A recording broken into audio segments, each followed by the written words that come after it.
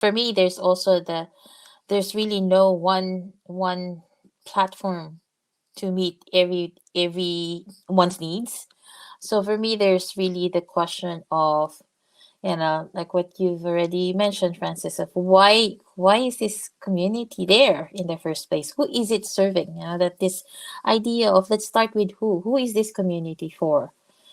And if you really dive into who they are, their strengths specifically, and not just their needs, um, you get to also understand, where do they congregate, where do they hang out, what platforms are they currently using already, and what platforms they like, and you also get to have an idea of, would a platform be serving, for some communities, they've decided WhatsApp is a better option, mainly because they have ease for people, and at the same time, especially for some countries, that allows for lesser bandwidth.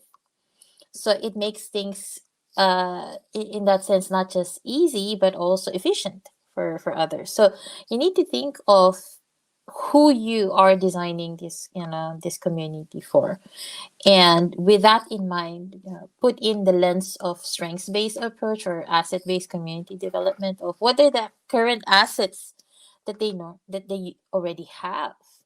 And those assets can be, the strengths that they have, the what's this, the infrastructures that they're part of.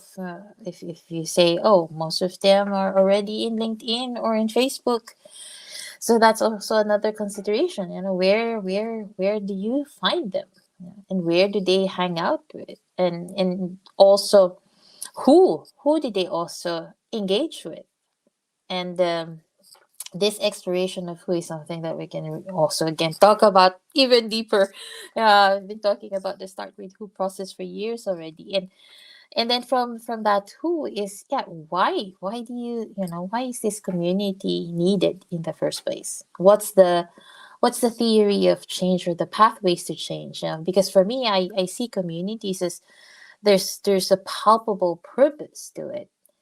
And what is that purpose, and how clear is that purpose for everyone? And given that purpose, then you can also think of, would online or offline be more sufficient, so that you get to have criteria already, because sometimes we think, oh, we need to create online um, community spaces, but given who you're serving and why, you might realize that they're better served when it's something face to face, when it's something in real life. So there's questions here of, before you jumpstart into the technology part, is to really dive deep into this to who, why, and then the how would be, what type of activities would you want to promote, and what are the rituals or the rhythms that you'd want to have, and is doing this online serve in service of those activities, or is this best offline, or is this best hybrid?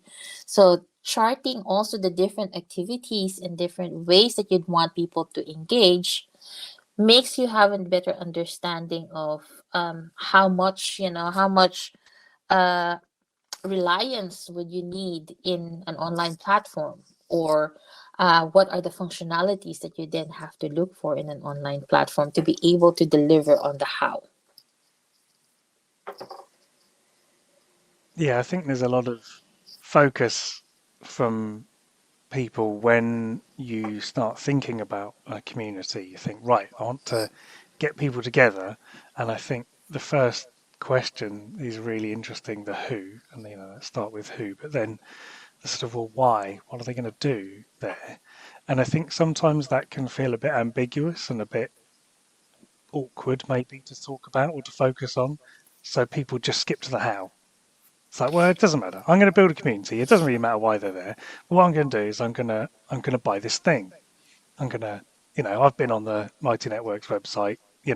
They've spent a lot of money on that website. It's hard to walk away from that website and not want to start a community. They're doing their job, right? You know, you might go to some of the other play people out. There's loads out there. We could spend all day listing them. But the point being is, I think skipping over that why bit is sometimes feels easier, but then maybe this is why people end up sometimes with a community that is feeling a bit empty because the why just isn't clear. And if it's not clear to the people who set it up, then it's not going to be clear to the people who are thinking about joining. Exactly. And I think what you've said is really interesting because ultimately you could just get a WhatsApp group or a Telegram group or Discord or there's loads of things, there's loads of tools out there that can create a community for discussion.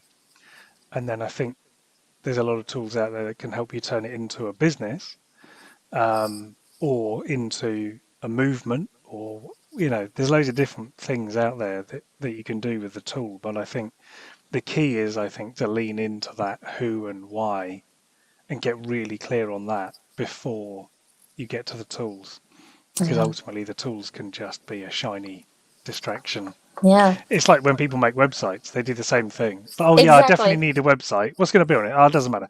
What I'm going to do is I'm going to get a Squarespace. I'm going to give them all my money, and then I'm going to get to that and go, right, what do I put on the website? Hmm, let me think. And it's like you Yeah. need to do it the other way around. It needs to be content first. But anyway, it's just all of that. The same workflow repeats itself in Yeah. many, many, many ways. And what is also fascinating is we're being fed with this idea of community building is easy. Mm. And that, oh, at the snap of your fingers you can have, a community. Now you can have a platform where you can host Mm. your community, but it doesn't necessarily mean that people will come there or will use it. So the for me, when I think of also, like what we're constantly bombarded with, this idea of community building, is that, yeah, that this is something that you can sustain, financially, when, if you think about it, those who are really looking at, how the pricing goes, is you're trading with masses, so it's like you need to have, what's this, your breadth of impact needs to be big for you to be able to generate enough in terms of funding to say it works, so this Mm. this is also something that people don't think, they'd be like, oh, I'm just gonna create it, and then I'm gonna have, yeah, people joining this community, but how do you sustain it, and not just sustain it, how do you invite others as well to, work with you on it, because a community which is just run by, one person and not held by others is not a community, Mm. right? So how are you inviting other people in to share responsibilities, to share roles, to, to bring in their gifts in the community?